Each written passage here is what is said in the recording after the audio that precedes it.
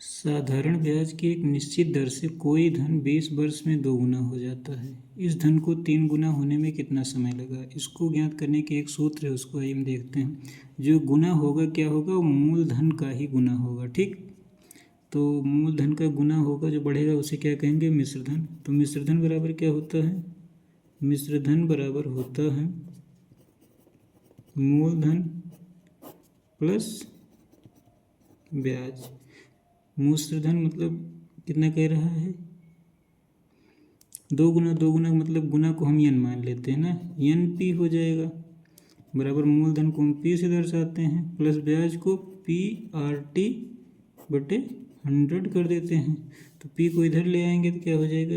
n p minus p बराबर होगा p r t बटे 100 होगा। ठीक, अब p को कॉमन ले लेंगे तो यहाँ क्या बनेगा? n माइनस 1 बराबर पी आर टी बटे 100 हो गया। p से p कैंसिल हो गया तो क्या बचा? n माइनस 1 बराबर आर टी बटे 100।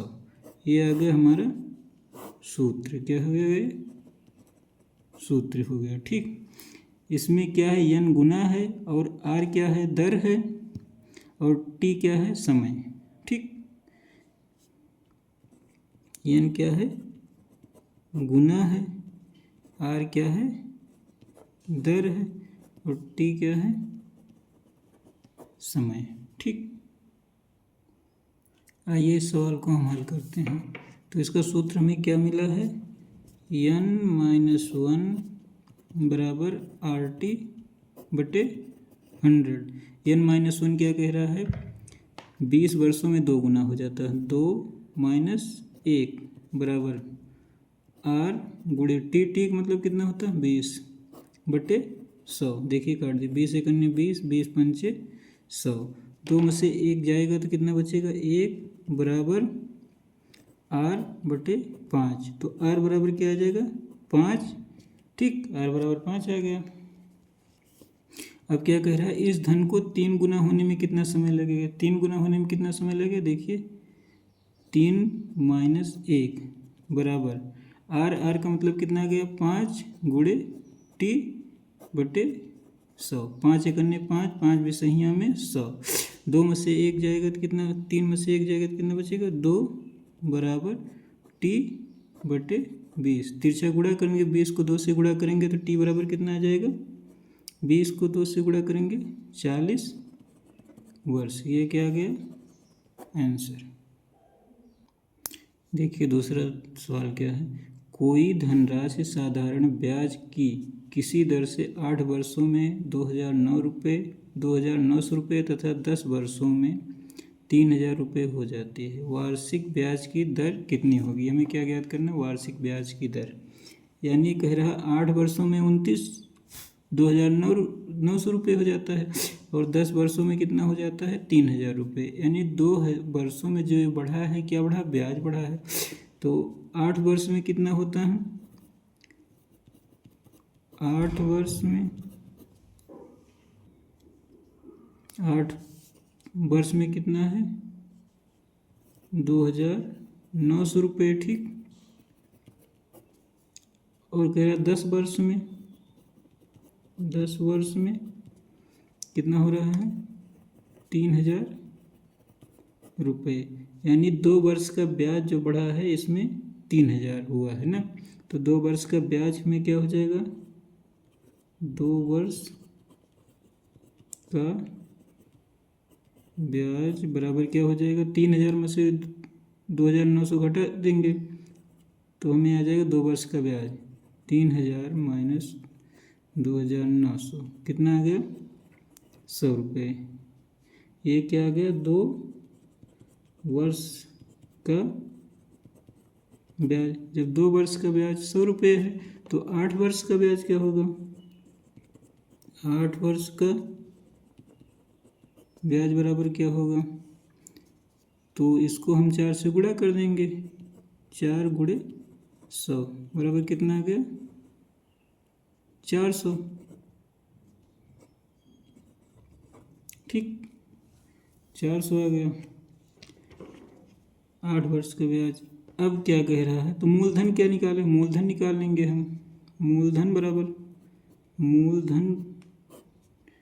बराबर क्या होगा, 8 वर्ष में 2900 रुपये होता, तो इसमें 400 रुपये ब्याज जुड़े हैं, तो 2900 रुपये में से 400 घटा देंगे, यानी 2900 रुपये में से 400 घटा देंगे, तो क्या आ जाएगा, मूलधन। तो कितना आ गया, 2500, ये आ गया हमारा मूलधन। ठीक, मूलधन आ गया। अब हमें क्या ज्ञात करना है, दर बराबर क्या होता है, साधारण ब्याज गुणे 100 बटे मूलधन गुणे समय।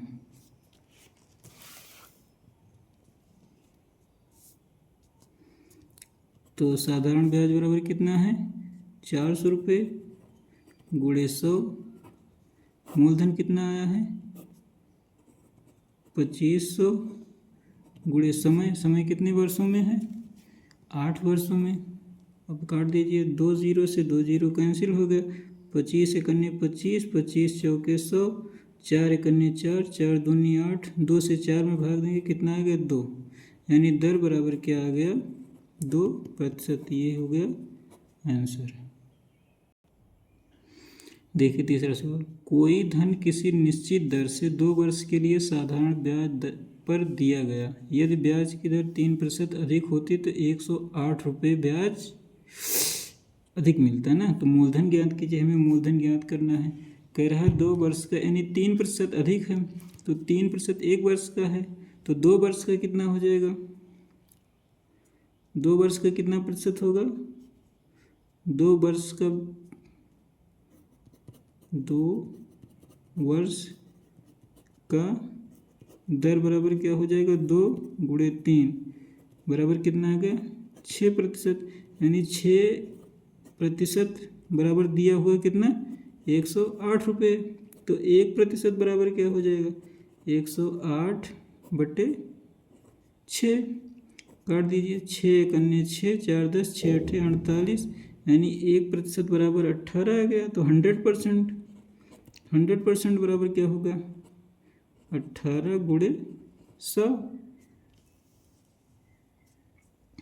बराबर क्या आ गया 1800, यानी 100% 1800 आ गया। तो यही क्या हमारा है मूलधन। मूलधन बराबर कितना है 1800, यही हो गया आंसर। ओके।